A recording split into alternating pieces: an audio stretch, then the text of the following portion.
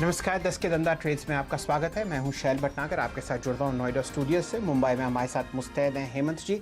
थोड़ी देर में चंदन तपड़िया साहब भी हमारे साथ जुड़ेंगे मोतीलाल ओसवाल सिक्योरिटीज से।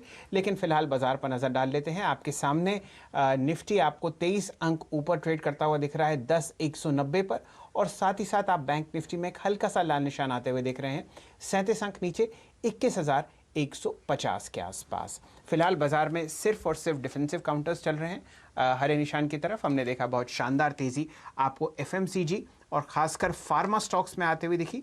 फार्मा में हम लोग लगभग 12 स्टॉक्स ट्रैक करते हैं एफएनओ में, और 12 के 12 में अगर आप एक हटा दें पिरामल एंटरप्राइजेस, जो कि एक्चुअली अब फार्मा स्टॉक नहीं है, वहां पर आप शानदार तेजी आते हुए देख रहे हैं। सन फार्मा आपको 4% ऊपर ट्रेड करता हुआ दिख रहा है। सिप्ला में 2% की तेजी है। ल्यूपिन आपके सामने 2.7% ऊपर है, और औरोबिंदो फार्मा आप 3.5% ऊपर ट्रेड करते हुए देख रहे हैं। आईटीसी में थोड़े समय पहले एक लॉन्ग कॉल ली गई थी।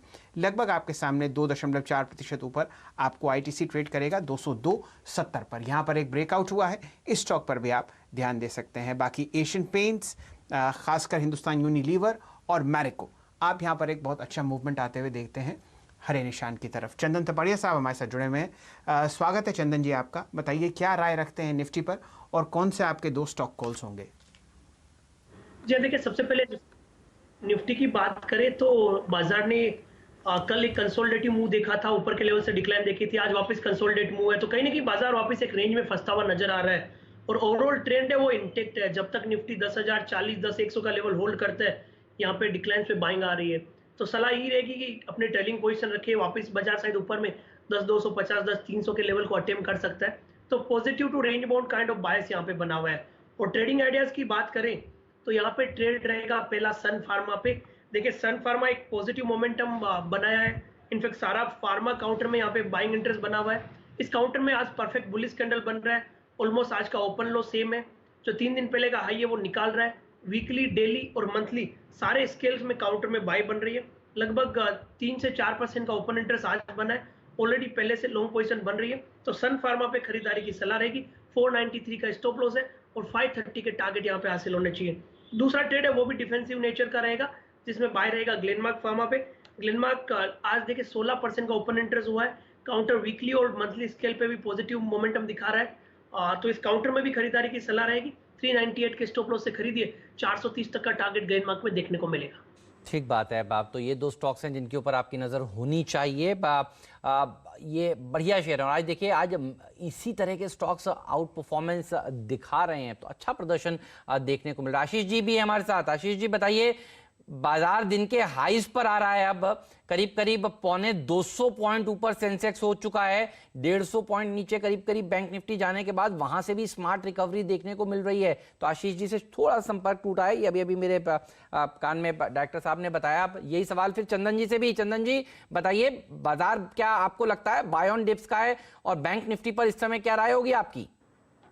जी सेल जी, आपने बिल्कुल सही कहा। बाजार as of now buy on dips का ही बना हुआ है। आप देखो, वोलेटिल इंडेक्स है वो लगभग 30 के आसपास चल रही है, और जो धीरे धीरे ऊपर के लेवल से कूल डाउन ही हुई है कंपैरेटिवली। तो उसकी वजह से बाजार के बेस से वो ऊपर की तरफ शिफ्ट हो रहे हैं। आप देखेंगे निफ्टी में जो पहले हर्डल था वो 9889 था, उसको पार करने के बाद जरूर ऊपर के लेवल पे कंसोलिडेट हो रहा है, बट डिक्लाइन पे बाइंग आ रही है। सिमिलरली आप बैंक निफ्टी की बात करें तो बैंक निफ्टी भी देखें सपोर्ट से ग्रेजुअली ऊपर की तरफ शिफ्ट हो रहे हैं। लगातार 50 दिन के मूविंग एवरेज के ऊपर कामकाज कर रहे हैं। जरूर एक 22,000 मेजर हर्डल है, क्योंकि आप नोटिस करोगे कि अप्रैल के महीने में 22,000 के स्विंग मार के वहां से 17,000 तक करेक्ट हुआ था। तो 22,000 का हर्डल है, इसके लिए जरूर थोड़ा सा कंसोलिडेटिव हो रहा है, बट 22,000 निकालने की कंडीशन में नया मोमेंटम आएगा। तो एज ऑफ नाउ सलाह यही है कि कोई भी डिक्लाइन आता है 20,800 के सपोर्ट से खरीदारी की सलाह रहनी चाहिए। एज ऑफ नाउ 22,000 तक के बैंक निफ्टी के टारगेट बन रहे हैं। शैल जी देखिए, आईसीआईसीआई बैंक की बात हुई थी 15 मिनट पहले, एक्सिस बैंक की बात हुई थी, और बैंक निफ्टी ने सेंचुरी लगा दी है। जब लाल निशान में था बैंक निफ्टी तब हम कह रहे थे कि ये सही स्तर है बैंकिंग स्टॉक्स में खरीदारी करने के लिए, और अब आप देखिए 100 पॉइंट की रिकवरी देखने को मिल रही है। आज बैंक निफ्टी 100 पॉइंट ऊपर है, और 150 पॉइंट नीचे, 250 पॉइंट के आसपास की रिकवरी देखने को मिल रही है बैंक निफ्टी में। तो बढ़िया सेशन पैन आउट हुआ है। नीचे आए तो बाजार में खरीदारी करनी रखनी चाहिए। और आज मैं सोच रहा हूँ शैल जी, एक एफएनओ वाला स्टॉक बताया जाए नए खिलाड़ी में।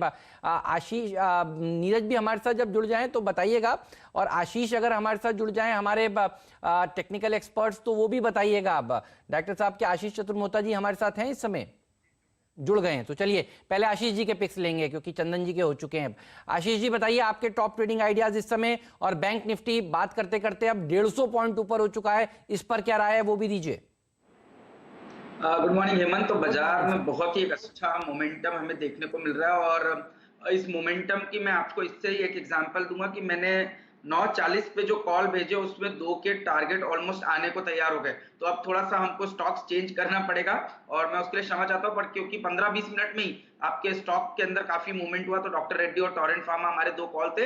अब मैं इसको 2 नए कॉल से रिप्लेस करूंगा, और वो है पहला सिप्ला में मुझे लगता है 4% का ओपन इंटरेस्ट का एडिशन हुआ है, और बहुत ही अच्छे ब्रेकआउट की तरफ सिप्ला बढ़ता हुआ नजर आ रहा है। 635 के स्टॉप लॉस से सिप्ला के अंदर बाइंग करनी चाहिए। 685 के लक्ष्य मुझे लगता है सिप्ला के अंदर आपको देखने को मिल सकते हैं। और दूसरा जो स्पेस की आप आज बात कर रहे हैं बैंकिंग फाइनेंशियल, उसमें एक स्टॉक हमने पिक किया है, वो है महिंद्रा फाइनेंशियल्स का। यहां पर पे लॉन्ग पोजीशन बनाइए, 158 का स्टॉप लॉस रखिए। मेरे हिसाब से 174 की अपसाइड शॉर्ट टर्म के अंदर महिंद्रा फाइनेंशियल के अंदर में देखने को मिलेगी, क्योंकि एक बड़ा short covering candidate M&M financial हो सकता है। और उसका एक छोटा सा लॉजिक मैं आपको बताऊं तो निफ्टी जो है वो करीब अपने ऑल टाइम हाई से 20% डाउन है, पर बैंकिंग और फाइनेंशियल अभी भी कहीं ना कहीं बैंक निफ्टी जो है वो 38% आपके ऑल टाइम हाई से डाउन है। तो शॉर्ट कवरिंग की कहीं बड़ी जगह बनती है तो वो बैंकिंग फाइनेंशियल होगी, और उसमें M&M फाइनेंशियल जैसे स्टॉक जो बहुत ज्यादा पिटे हुए वहां पर एक अच्छा बेस बन चुका है। तो मेरे हिसाब से 5 से 8% की तेजी महिंद्रा एंड महिंद्रा फाइनेंशियल के अंदर में देखने को नजर आ सकती है। चलिए ये 2 स्टॉक